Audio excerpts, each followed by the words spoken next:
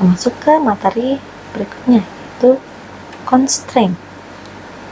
Di sini kita akan memberikan validasi terhadap inputan. Nah, misalnya di mahasiswa. Di mahasiswa ini akan kita tambahkan jenis kelamin. Saat ini kita gunakan alter tabel mahasiswa dan add jenis kelamin varchar. Oke.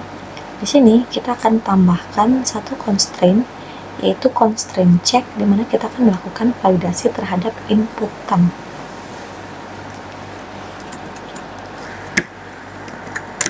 Oke, jadi caranya adalah menambahkan constraint, lalu nama constraint-nya. Selanjutnya kita gunakan check untuk memasukkan value-nya. Jadi di sini kita mau menambahkan satu field baru, yaitu jenis kelamin yang hanya dapat diisi laki-laki atau perempuan. Maka value-nya adalah, ini kita boleh ketik di bawah biar lebih jelas. Jenis kelamin ini sama dengan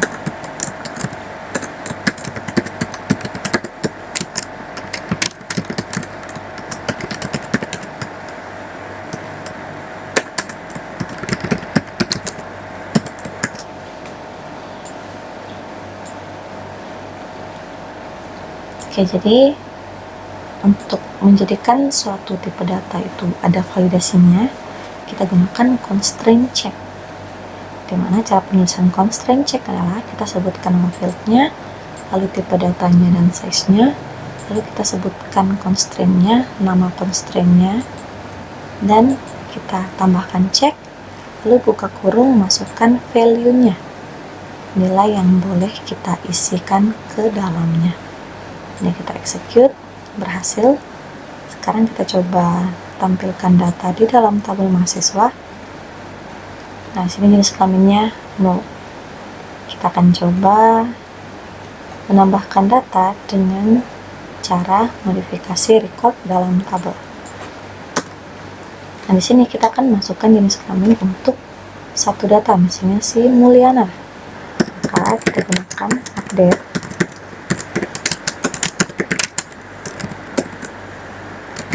Jenis kelamin, misalnya kita isinya salah nih, pria. Namanya sama dengan Mulyana.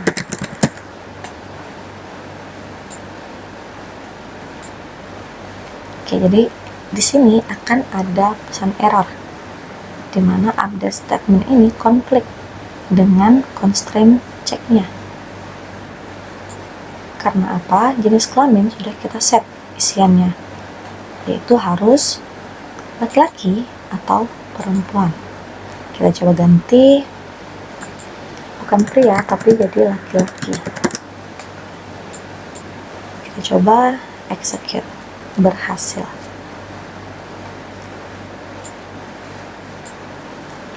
Maka di sini dapat dilihat bahwa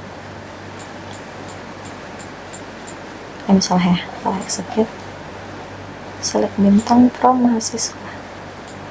Oke, maka di sini dapat dilihat bahwa jenis kelaminnya sudah terinput. Nah, itu fungsi constraint check untuk melakukan validasi terhadap inputan. Cara penyelesaiannya seperti ini. Dan materi terakhir kita hari ini adalah merelasikan tabel satu dengan tabel lainnya, atau membuat foreign key. Nah, misalnya di tabel mahasiswa kita mau tambahkan satu field, misalnya dosen PA.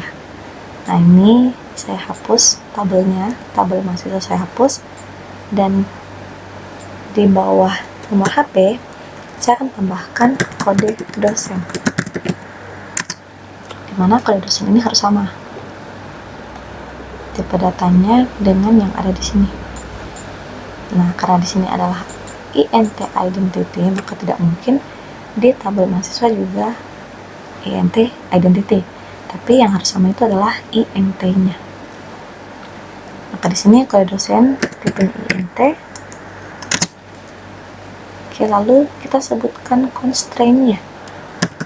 Lalu lalu constraint, lalu nama constraint-nya. Setelah itu sebutkan jenis dari kuncinya, lalu reference berhubungan dengan tabel apa. Di sini kita akan berrelasikan dengan tabel dosen.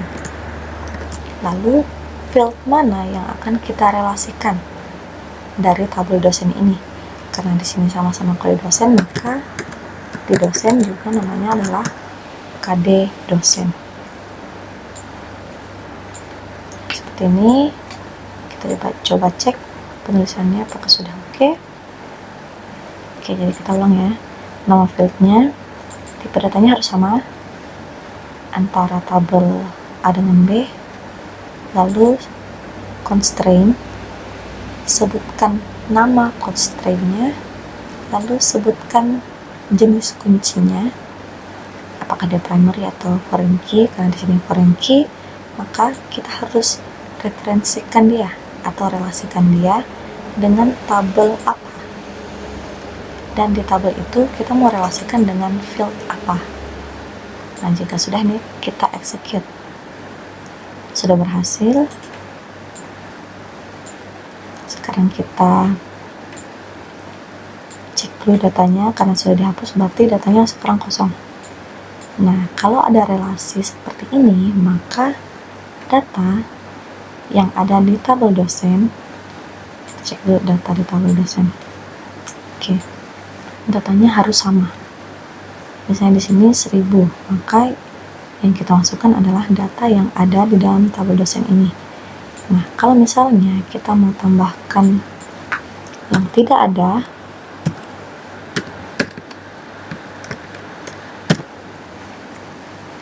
di dalam tabel dosen, kita boleh coba. Nah, maka akan terjadi error karena di sini insertnya itu berelasi, tabel mahasiswa berelasi dengan tabel dosen, tapi record antara tabel mahasiswa dengan tabel dosen itu terhadap field yang berelasi, kan kode dosen yang berelasi, itu tidak nyambung antara satu dengan yang lainnya. Dimana di sini menggunakan kode 1002, sedangkan di tabel dosen tidak ada kode 1002, yang ada hanya 1000. Nah, kecuali kita masukkan di sini 1000. Jika kita masukkan 1000 datanya, maka pengisian data itu berhasil. Oke, jadi begitu caranya untuk merelasikan antara satu tabel dengan tabel lainnya. Di field yang akan kita relasikan, itu kita masukkan constraint, nama constraint-nya, lalu tipe kuncinya, lalu kita mau relasikan dia dengan tabel apa dan field apa. Nah, ini kalau misalnya constraint-nya kita satukan. Bagaimana jika kita mau beda baris misalnya? Oke, jadi kode dosen INT, seperti ini kan beda baris nih antara kode dosen dengan foreign key-nya. Nah, jika seperti ini kasusnya, di area foreign key kita masukkanlah field apa yang akan kita relasikan dengan tabel dosen, field di tabel ini. Nah, karena field di tabel ini yang akan kita relasikan adalah si kode dosen, maka setelah penulisan foreign key, berikan buka kurung tutup kurung dan masukkan field kode dosen ke dalamnya. Nah, ini tinggal kita execute, sama hasilnya, dan pengisiannya juga sama. Jadi data yang berhubungan dengan tabel lainnya itu harus benar datanya. Kalau misalnya data di tabel relasi tidak ada, maka akan error. Jadi data ini harus benar-benar terdaftar di tabel yang kita relasikan. Oke, sampai sini materi kita untuk hari ini, dan tugas kalian adalah yang pertama adalah mengganti nama tabel yang ada di dalam database sewa yang telah kalian buat di latihan-latihan sebelumnya. di mana tabel buku kita ganti jadi master member, tabel member kita ganti jadi master member, tabel buku ganti menjadi master buku, tabel pegawai diganti menjadi master pegawai. Lalu selain itu tambahkan 2 buah tabel baru, yaitu tabel sewa HD, di mana di sini ada auto number, ada nilai default mengambil tanggal di sistem, lalu ada constraint untuk foreign key, dan ada calculate field untuk tanggal kembali. Nah, di sini calculate field-nya yaitu 7 hari setelah tanggal sewa. Berarti si tanggal sewa ditambah 7. Jadi kalian gunakan date add, lalu intervalnya berarti hari, kita tambahkan 7 hari dari tanggal sewa. Selanjutnya adalah tabel sewa detail, di mana di sini hanya ada foreign key saja. Jadi relasikan antara tabel sewa dengan tabel sewa HD, lalu tabel sewa DT dengan tabel master buku. Oke, tugas ketiga adalah isilah data pada tabel sewa HD sebanyak 5 record, lalu tabel sewa DT sebanyak 10 record. Soal nomor 4, tambahkan field baru pada tabel master member.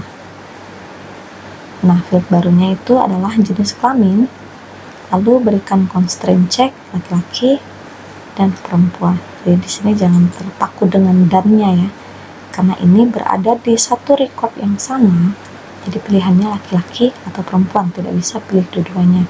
Oleh karena itu jangan gunakan dan, tapi gunakan or.